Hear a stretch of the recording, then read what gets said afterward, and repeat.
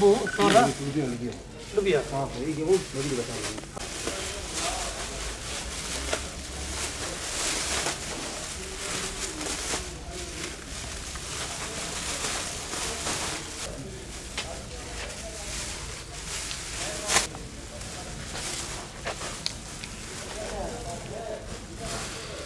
Bismillahirrahmanirrahim. Şu an Afganistan'dayız. 2. günümüz ve yardım çalışmalarımız devam ediyor.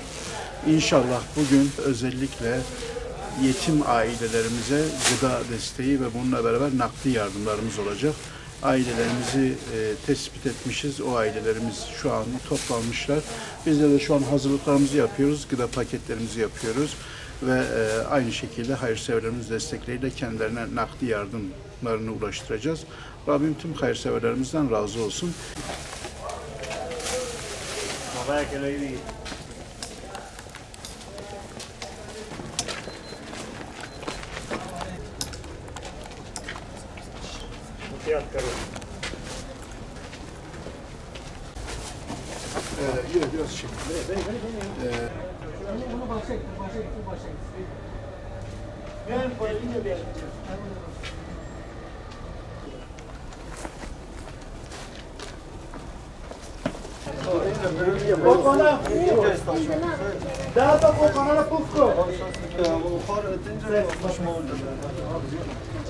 şekilde.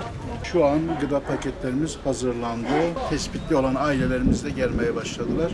Misafirlerimiz geliyor. İnşallah onları gıdaların başlarına alacağız ve daha sonra gıdalarını kendilerine teslim edeceğiz.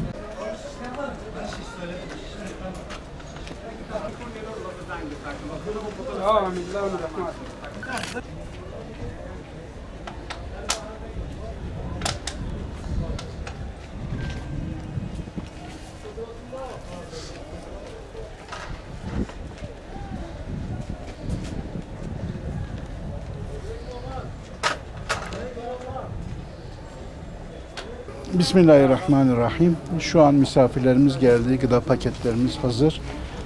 Bu misafirlerimiz daha önce kendileri tespit edilmiş. Hatta şimdi bazılarının hikayelerine bakınca gerçekten de çok duygulandık.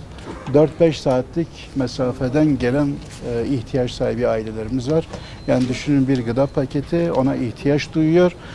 4-5 saatlik bir yoldan o gıda paketini almak için buralara kadar geliyor. İnşallah bu ailelerimize öncelikle gıda yardımı ve daha sonrasında da hayırseverlerimizin destekleriyle nakdi yardımda bulunacağız. Şimdi ihtiyaç çoktur dediğimiz bir hikayelerine baktığımız zaman duygulanmamak mümkün değil. İhtiyaç sahibi ailelerdir ki 4-5 saatlik bir yolda böylesine bir gıda paketini almaya geliyor ve bu türden ailelerimizin sayısı Afganistan'da çok çok fazladır. Biz hayırseverlerimizin desteklerini bekliyoruz. Burada şu an 50-100 ailemize belki yardım yapıyoruz ama gönül isterdi ki binlerce ailemize yardım yapalım ve bu şekilde de inşallah hayırseverlerimize sesleniyoruz. Onlar bize destek çıksınlar. İnşallah bizler de onların bu hayırlarını buradaki kardeşlerimize ulaştıracağız.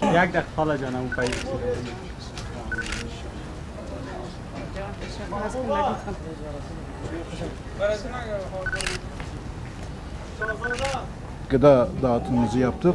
Ardından da aynı şekilde yetim olan bu ailelerimizin çocukları bulunan kardeşlerimize nakdi yardımlarımızı da ulaştırdık. Hakikaten çok ihtiyaç var. Gönül isterdi ki kendilerine vermiş olduğumuz meblağ daha fazla olsun ya da daha çok fazla aileye ulaşalım. Ancak imkanlarımız bu. Hayırseverlerimizin destekleri bu kadar. Ama biz buradan sesleniyoruz. Hayırseverlerimiz bize bu konuda destek çıksınlar. Tespitli bulunan ailelerimizin sayısı çok çok fazla. Onlara yardımlarımızı ulaştırmak istiyoruz. Rabbim şimdiden kendi hayırlarını yapan tüm kardeşlerimizden razı olsun. Merhaba amca.